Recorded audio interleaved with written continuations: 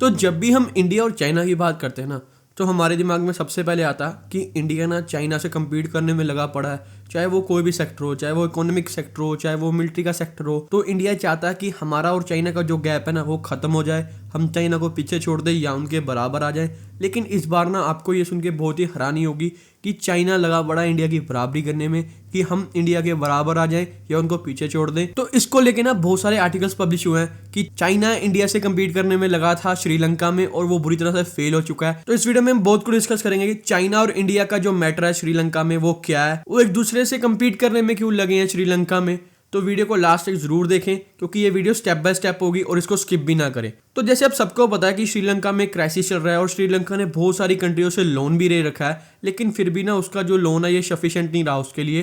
तो वो IMF के पास गया कि भाई हमको आप लोन दे दो $2.9 बिलियन का। तो IMF जैसे अब सबको पता है कि ये इंटरनेशनल मॉनेटरी फंड है जो कि ऐसे टाइम पे जो कंट्रीज होती हैं क्राइसिस में होती हैं उनकी हेल्प करता है, उनके साथ उतरता है। तो उसने बोला ठीक है हम आपको लोन दे देंगे लेकिन हमारी कुछ कंडीशंस होंगी। तो श्रीलंका ने बोला क्या कंडीशंस होगी, बोलो भाई।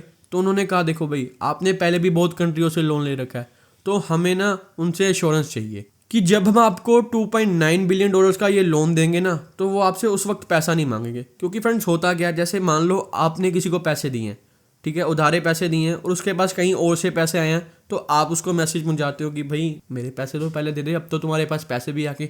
तो उन्होंने ये इंश्योरेंस मांगी कि ऐसा नहीं होना चाहिए, क्योंकि हम जो आपको पैसा दे रहे हैं ना वो आपके जो क्राइसिस से निकलने के लिए, जो आपके फाइनेंशियल क्राइसिस चल रहे हैं ना वो उसको काउंटर करने के लिए, ना कि उनका लोन देने के लिए कि यहाँ से लोन दिया उनको दिया। तो हमें उनका लेटर ऑफ इंश्योरेंस चाहिए। और आपको पता है कि श्रीलंका के जो सबसे बड़े क्रेडिटर्स हैं, सबसे बड़े लैंडर्स हैं, वो इंडिया और चाइना है। तो श्रीलंका की सबसे पहले नजरें थी चाइना के ऊपर कि चाइना आएगा। IMF भी ये सोच रहा था कि चाइना आएगा और हमको लेटर देगा इंश्योरेंस ऑफ। लेकिन फ्रेंड यहाँ पे चाइना ना पूरी तरह से साइलेंट रहा, वो चुप करके बैठ के देख रहा था। वो बोल रहा था कि भाई मैं तो पहले ही आपको इतना लोन चुका हूँ, मुझे नहीं पता, मुझे तो मेरा लोन दो।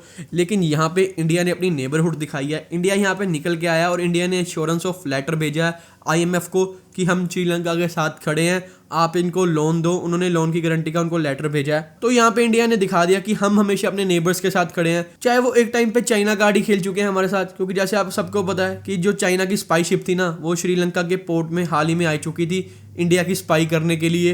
लेकिन फिर भी इंडिया ने ये सब चीजों को पीछे रखेगा, तो आपको इस समय हमारी जरूरत है तो हम आपके साथ खड़े हैं। तो उन्होंने लेटर ऑफ इंश्योरेंस भेज दिया इंटरनेशनल मॉनेटरी फंड को। तो यहाँ पे मैं ऐड कर दूं, इंडिया 2022 में तकरीबन $4.5 बिलियन की जो हेल्प है वो श्रीलंका के कर चुका है। और अगर हम चाइना की बात करें ना तो चाइना का लोन तकरीबन ना $7 बिलियन से लेके $9 बिलियन तक होगा श्रीलंका पे। उनके जो इंटरेस्ट रेट वगैरह वो भी बहुत ज्यादा होगा, जिस वजह से श्रीलंका को उनसे लोन लेके ना बहुत सारी दिक्कतें भी सामना करना पड़ा। लेकिन फिर भी इंडिया को देख के यहाँ पे चाइना भी निकल के आया कि मैं पीछे ना रह जाऊं और उन्होंने भी इंश्योरेंस ऑफ लेटर भेजा IMF को कि हम भी श्रीलंका के साथ खड़े हैं, आप इनको लोन दे दो। तो वो सिर्फ इंडिया की वजह से आया कि भाई मैं इंडिया से पीछे ना रह जाऊं, लेकिन वो फिर भी पीछे रह गया क्योंकि जो लोगों को दिलों में जगह बनाई है ना वो इंडिया ने बना ली कि अगर आपके साथ कुछ भी होता है ऐसे क्राइसिस में इंडिया आपके साथ हमेशा खड़ा है, आपके साथ चाइना नहीं खड़ेगा, आपके साथ इंडिया हमेशा से स्टैंड करता आया है और हमेशा से स्टैंड करेगा। तो मैं यहाँ पे ऐड कर दूं कि इंडिया ने IMF को ये भी क्लियर कर दिया कि देखो भाई चाइना पहले कह रहा था कि सबसे पहले श्रीलंका ने ना हमारा लोन देना है, हम सबसे पहले लोन रिकवरी करेंगे।